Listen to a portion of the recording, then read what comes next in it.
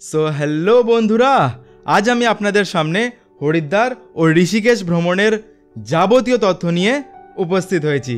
হরিদ্বার আপনারা কিভাবে পৌঁছাবেন, হরিদ্বার পৌঁছে কোথায় থাকবেন, খাওয়া দাওয়ার সবথেকে সুন্দর ব্যবস্থা কোথায় পাবেন, হরিদ্বারে আপনারা কোথায় কোথায় ঘুরবেন, আর সবশেষে হরিদ্বার ও ঋষিকেশ ঘুরতে কম করেও আপনাদের কত টাকা খরচা পড়বে।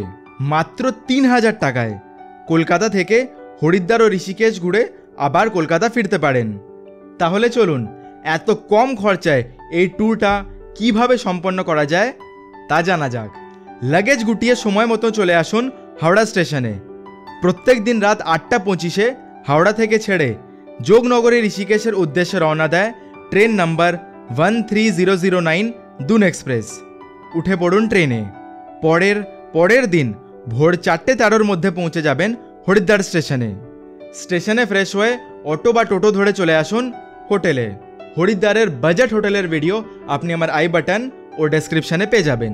হোটেলে চেক ইন করে প্রথমে চলে আসুন হর কি পৌড়ি ঘাটে এবং গঙ্গা স্নান সেরে নিন। বিশ্বের প্রত্যেকটি প্রান্ত থেকে তীর্থযাত্রীরা দলে দলে ছুটে আসে হরিদ্বারেরই ঘাটে গঙ্গায় ডুব দিয়ে মোক্ষ লাভের আশায়। গঙ্গা স্নান সেরে পাশেই মা মনসা দেবীর প্রবেশদ্বার, আপনারা পায়ে হেঁটে চলে আসুন। এই প্রবেশদ্বার থেকে আপনারা চাইলে মন্দিরে সিঁড়ি ভেঙে বা রোপওয়েতে করে যেতে পারেন। যদি রোপওয়েতে যান তাহলে আপনাদের জানিয়ে রাখি, আপনারা একেবারেই কম্বাইন্ড টিকিট কেটে নেন। এই কম্বাইন্ড টিকিটে মা মনসা দেবী রোপওয়ে, মা চণ্ডী দেবী রোপওয়ে এবং মা মনসা দেবী মন্দির থেকে মা চণ্ডী দেবী মন্দির যাওয়ার আসার বাস ভাড়া মিলিয়ে ভাড়া পড়বে ৫১৪ টাকা। টিকিট কেটে রোপওয়ে চড়ে চলে আসুন মা মনসা দেবীর মন্দিরে। রোপওয়ে থেকে নেবে জয় মাতাদির নারা লাগাতে লাগাতে চলে আসুন মা মনসা দেবীর একদম কাছে। মায়ের দর্শন সেরে এই স্থানের বাকি মন্দিরগুলো ঘুরে ফিরে আসুন আবার রোপওয়ের কাছে। রোপওয়ে চড়ে নিচে ফিরে পেয়ে যাবেন মা চণ্ডী দেবী মন্দির যাওয়ার বাস। মা মনসা দেবীর মন্দির থেকে মা চণ্ডী দেবীর মন্দিরের দূরত্ব মাত্র ৩.৫ কিলোমিটার এবং যেতে সময় লাগবে প্রায় আধ ঘন্টা মতো। যেহেতু আপনারা মা মনসা দেবী মন্দিরে কম্বাইন্ড টিকিট কেটে নিয়েছিলেন, তাই আপনাদেরকে মা চণ্ডী দেবী মন্দিরে আর টিকিট কাটতে হবে না। বাস থেকে নেবে রোপওয়ে ধরে চলে আসুন মা চণ্ডী দেবী মন্দিরে। রোপওয়ে থেকে নেবে যদি আপনারা সোজা চলে আসেন তাহলে পৌঁছে যাবেন প্রভু শ্রী বজরংবলীর মা মা অঞ্জনী দেবীর মন্দিরে এবং বাঁ দিকে যদি যান তাহলে পৌঁছে যাবেন মা চণ্ডী দেবীর মন্দিরে। প্রথমে চলে আসুন মা চণ্ডী দেবীর মন্দিরে। লাইনে দাঁড়িয়ে মা চণ্ডী দেবীর দর্শন সেরে নিন। আরও কিছু মন্দির এই প্রাঙ্গণে রয়েছে। দর্শন সেরে ফিরে পড়ুন রোপওয়ের দিকে। এখানে স্বল্পহারও সেরে নিতে পারেন। এবারে চলে আসুন মা অঞ্জনী দেবীর মন্দিরে। এখানেও লাইনে দাঁড়িয়ে মায়ের দর্শন সেরে নিন।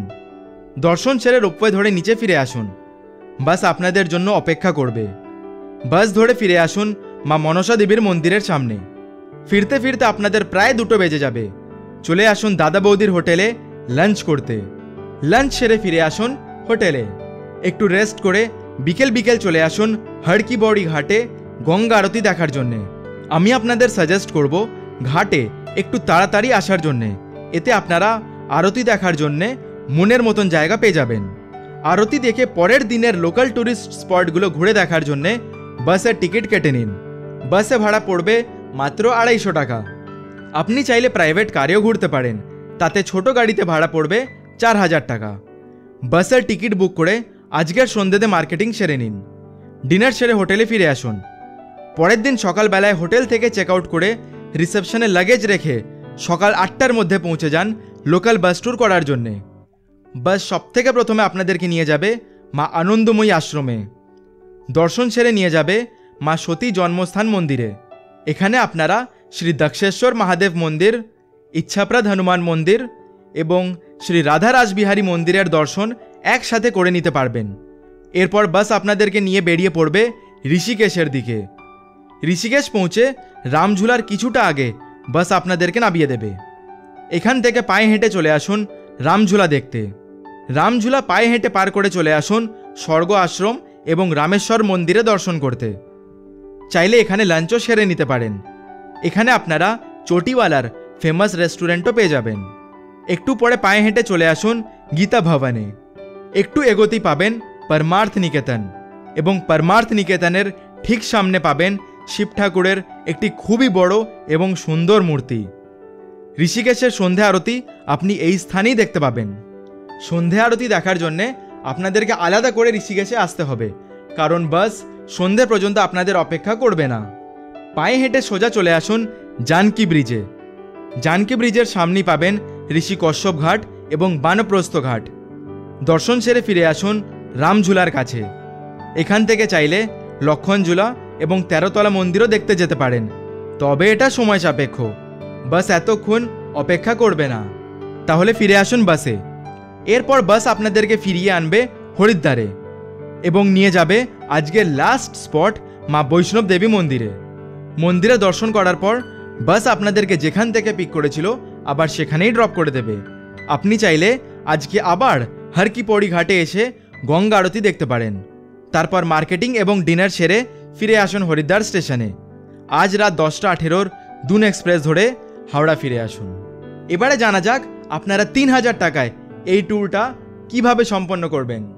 ট্রেন খরচ যাতায়াতের স্লিপারে 1250 টাকা, হোটেল খরচ 600 টাকা দুজনার, মানে মাথা পিছু 300 টাকা, খাওয়া খরচ 300 টাকা প্রতিদিন, মানে দুদিনের 600 টাকা, রোপওয়েতে মাথা পিছু 514 টাকা ভাড়া পড়বে, গাড়িতে মাথা পিছু 250 টাকা ভাড়া পড়বে। তাহলে আপনাদের সম্পূর্ণ হরিদ্বার ও ঋষিকেশ ঘুরতে মাথা পিছু 2914 টাকা, মানে প্রায় 3000 টাকার মধ্যে আপনারা দুদিনে সম্পূর্ণ হরিদ্বার ও ঋষিকেশ ভালোভাবে ঘুরে নিতে পারেন।